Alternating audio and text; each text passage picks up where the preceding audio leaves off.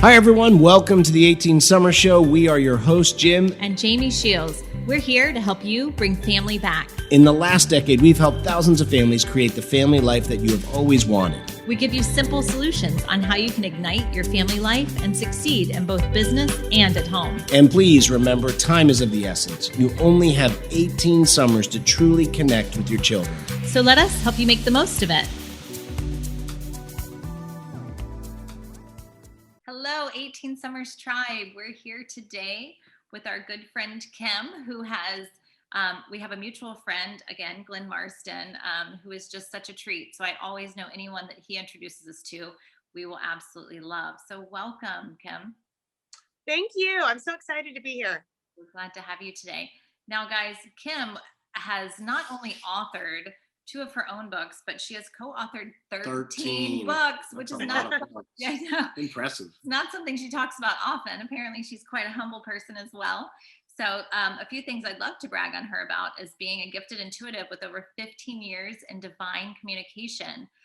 She's also a confidence expert, business and life coach, and #1 bestselling author and award-winning TEDx presenter. Amazing. Yeah. Congratulations on that. She's married to a soulmate of 22 years and has 2 daughters. How old are your daughters?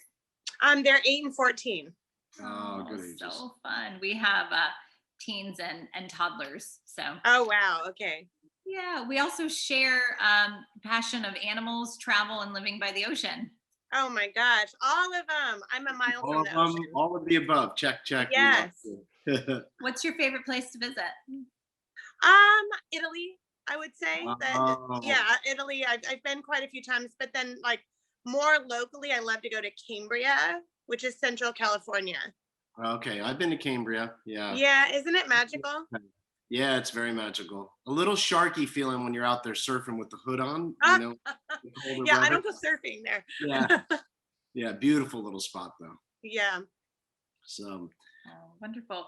Well, Kim, I'd love to start by talking about. Can you tell me a little bit about how you guide others into this beautiful intuition that you've cultivated and learned for and practiced all of these years? How can you really you learn it, first flex those muscles? How can we help build those muscles within ourselves and use them in our relationships? Because one thing that I find that I'm excited to learn from you on is how to increase the people around me's awareness of my intuition. I don't know if that even sounds right, but the fact that sometimes I hear this little thing and I want to see if it's valid and I want to ask the question or I want to say the thing, but there's a part of me that's afraid to be told, no, you're wrong. So how do you guide others through this?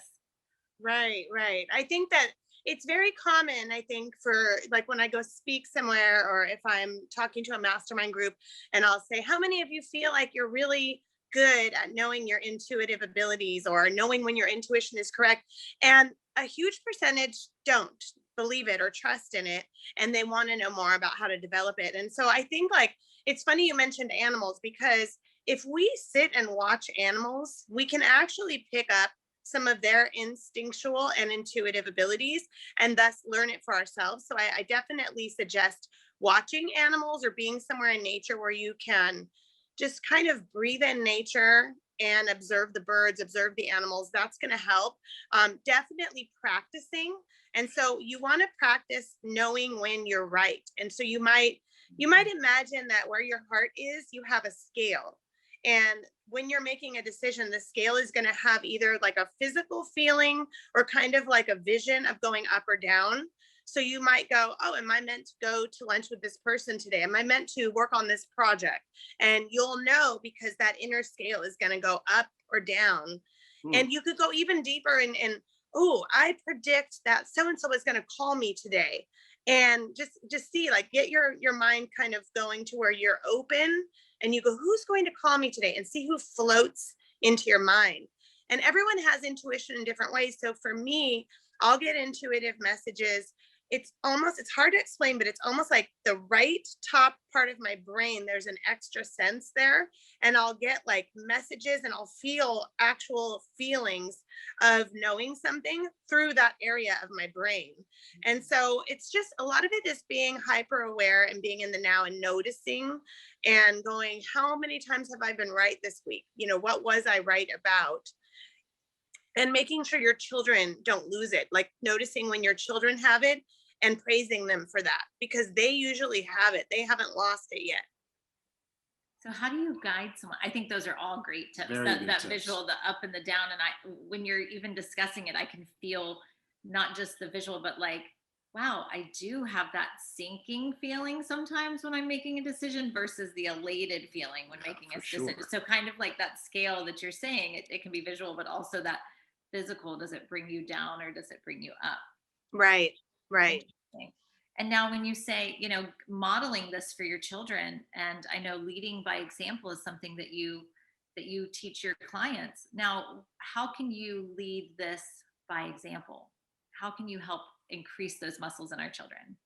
Yeah, I think that for me personally with my kids, I've always just been really open and talked about everything and not hid things from them and explain things that I'm doing. Like if I'm intuitive about making a decision, I'll explain it to them. I'll go, I'm really getting strongly that we shouldn't go to that spot, to visit those people until 2 more weeks.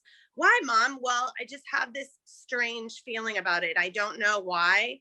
And sometimes, even when we don't know why, we have to trust that feeling. And they've seen that with people. Sometimes we'll meet someone and we'll get an uneasy feeling. And I'll say, you know what, we really can't spend time with them because I can't stop getting this kind of a dread feeling. And so they've learned from watching me and listening to me to make their own intuitive decisions about people and about what they do and what they choose to do. And even about what's right and wrong. Like, oh, it felt wrong. My friend wanted me to cheat on that test and I got that yucky feeling. And so even though it's a moral thing, but it's also an intuitive thing, like I'm going to feel bad if I do this. And so it enhances that for them. And so I think it's really a lot of just leading by example, teaching, reading them stuff sometimes that I either write or I find on the subject, and that helps too. Interesting. And do you think with kids or all people, is intuition more of like a pre-wired gift that only some people get? Or is it something that everyone has and it just has to be worked? I've always wondered that because Jamie has always had incredible intuition, like just almost like she's just a natural.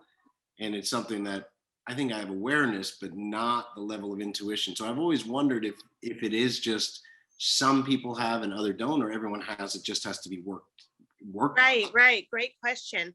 I believe everyone has it. It's a sixth sense that we are all gifted with, but I think that it can get covered up. And I'll give you a quick explanation of that. Let's say when we're born and when we're a child, we're just pure love. Our heart is open. We have that sixth sense abilities.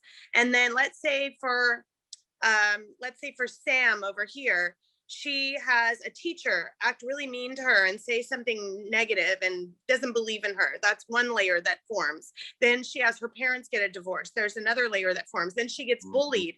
Another layer forms. And if later when she's older, she doesn't work on healing those things and doesn't work on removing those layers and getting to her true core and like, I didn't deserve for those things to happen. I'm still a beautiful, wonderful person. Then that ends up having the person be kind of blocked and covered up and less likely to be able to access their intuition. And the same thing goes for people in ego. When people are too much in ego, too much about material things or status, or not really knowing who their real true core is, then that's another way to block intuition. So I suggest the more you work on yourself and the more you remove those old beliefs and old behaviors and layers, then you're going to get closer to your intuition.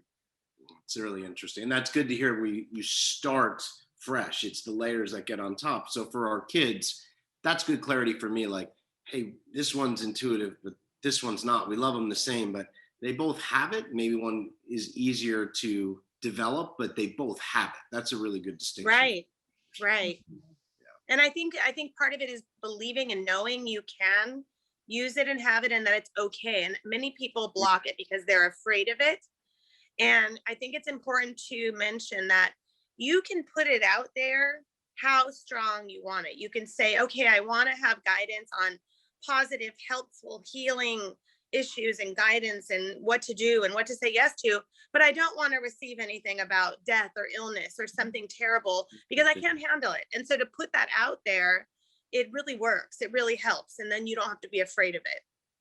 Very cool. That's good. Yeah, I remember hitting a time in life where I would just get pieces of things because I didn't want to hear all of it because I was afraid of what it could be. Just because Yeah. of the trauma I had experienced in childhood, I think that I was just like, I don't want to hear anything bad. And so I think Yeah. I turned my frequency off. And then it's just taken, like you said, some of this healing and some work that you have to really do to be brave enough to look at, to then get back to the knowing. Yeah, absolutely. That's powerful. And that's encouraging too, to, I wonder if there's anything we can do real time, that if we know our children are suffering through something. So you referenced, like if all these layers that develop. So what if we do have a setback? Because setbacks are really, honestly, part of life, right? And so if we do experience something like a traumatic event, a divorce, a death in the family, how do we guide ourselves and our children, back into that space of like, and I say ourselves, but I worry so much about our own children. I'm like, oh, I know how to kundalini that shit out of me. But Right. what about my children? Like, they're experiencing something, but how do I help buff that layer out? Do you have anything that comes to mind? Yeah. I think, simple things would be, well, maybe not simple, but practical things would be to journal about it, to talk about it, to mention to them other people who have experienced that so they know they're not the only ones. And also telling them that they have permission to feel emotions. It's okay to feel fear or scared or angry, to let them know that it's okay to be messy, or like what Glenn Marsden talks about, imperfectly perfect. I think that's important. And to tell them also that a lot of times when we go through something terrible or traumatic, that it actually makes us have more abilities and more wisdom, and we're able to help others. And then that's going to help them go, okay, wow, maybe I can't see past this right now, but in the back of their minds, they're going, okay, this is going to give me something good, and give me gifts later down the road. That's beautiful that to is. hold in the back of their mind, like the possibilities. Mm-hmm. I really, really like that. That is neat. Because I often think that my traumas are a superpower, because of exactly what you're saying. They kind of make you more in tune Right. because you have to be. So that's really Right. And Glenn himself said that when we go through traumas or hardships, that they're really horrific and horrible while you're going through them, but then they're amazing once you get out of them. The gifts you receive. It's incredible. Now, how about parenting our daughters? I know you have 2 daughters. We have 3 boys and 1 daughter, and she is like the 3 other boys. They don't even equal 1 of her. Like, she is so strong and powerful and just all fire. And so how do you raise strong, confident girls in a time like this? Right. I think it does go back to letting them express themselves and making sure they express themselves. And so I'll go in their bedrooms and say, what negative or low vibration or frustrated feelings are you having right now? But then I'll shift it after they get those out. I'll shift it into, okay, what are you grateful for? What gifts are you getting? What are you happy about? What do you want to do in the future? Do you believe you can do that in the future? So really just talking to them like an adult and showing them respect and not sheltering them, because I think the more we shelter them, the more they're not going to be prepared for the real world. And so of course there's certain things you don't need to bring up, but I'm saying in general.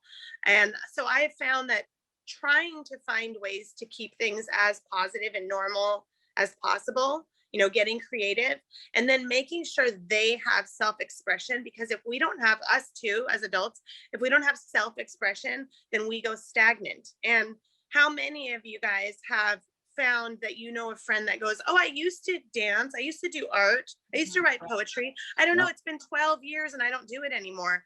Well, those are the things, even if we're not amazing at it, those are the things we need to get out some of our frustrations, to get out our passions, to activate being open more to good things coming in. And so I try to make sure with my kids that they're involved in stuff like theater, dance.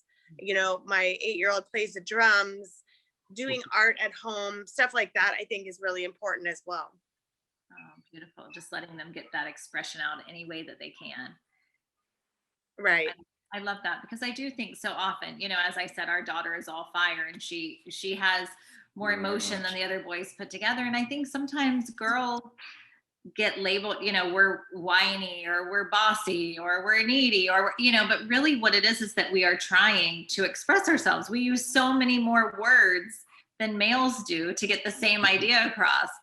But I love what you're saying, just to use the body to get some of those things out, and really it clears, like we keep talking about, clears that intuition and allows those good things to come in. Right. And I also teach them that, and this is something for adults as well. Think about each project you're doing or who you're spending time with.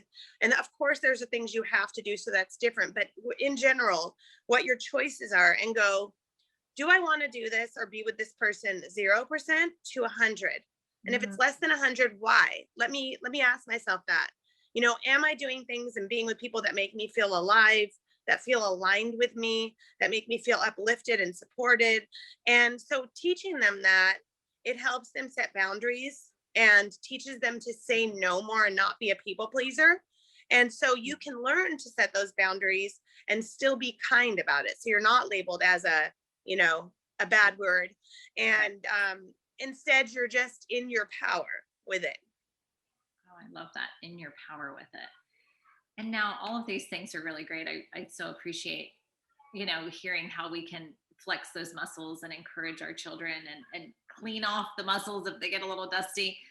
How do we operate with our intuition within a relationship?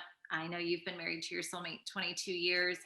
As parents together and parenting together, how do you, like I shared with you before, I might have a feeling, and I can be vulnerable enough with Jim to say, this is what I'm feeling. Can you be honest enough to either confirm that my intuition is on spot, or that it's not? Because it's such an important role between spouses that we are really attuning, and with children as well, each other's intuition. So if I asked Jim a question and he were to say, no, actually that's not accurate, I'd say, that my intuition was off.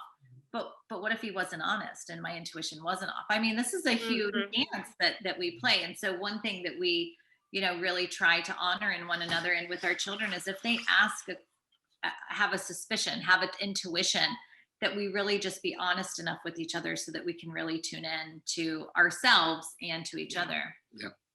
Right. Right. Totally. Yeah. I think that, I see the challenge with other people. I think for me and my husband, first of all, we both have chosen to grow together. So we'll read similar books, we'll go to similar seminars, we communicate like crazy. And through the years, we've been together 25 years. And through the years, there's been a couple times where there was some roller coasters and, some hiccups.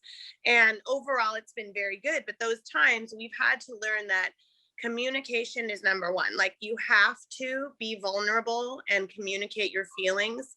And I feel like you have to also have that gauge of, am I giving 100% as much as I can? Of course, I'm going to have an off day or a moody day once in a while, but we have to be giving that 100%. So then when we do communicate about our intuition, or we each have an intuition, we're able to be in this like shared energy where we trust each other, we can read one another, we get it, we get each other.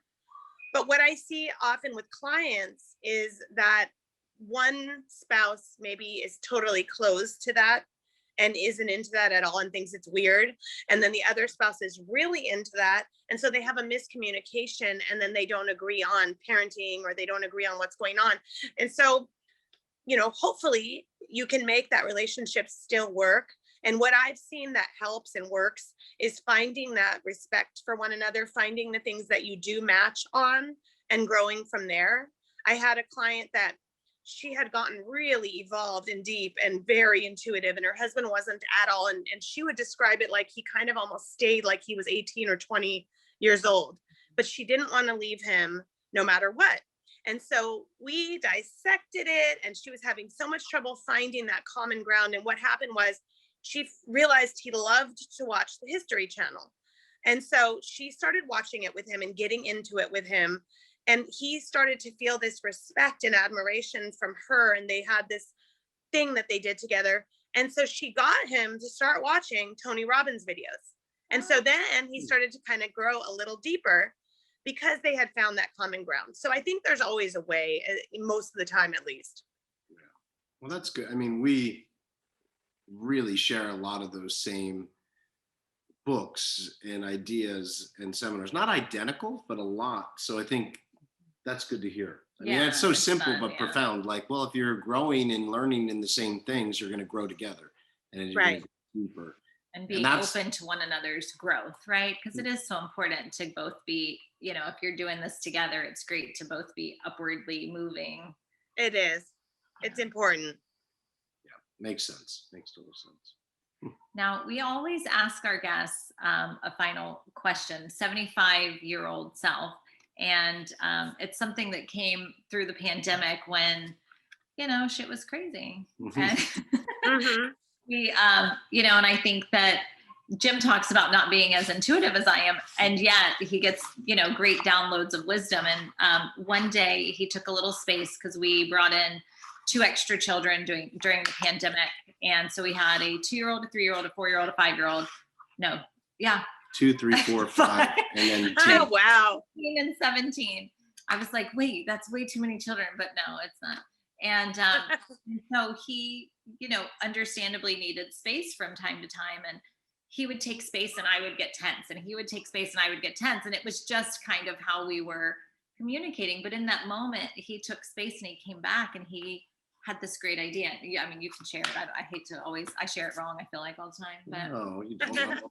No, I love the question, what would you tell your 21-year-old self? And that's really good, but I needed more wisdom for myself at that moment. I was like, well, what advice would my 75-year-old self give to me now? Running through business through the pandemic. Now we have more children, it was heavy load.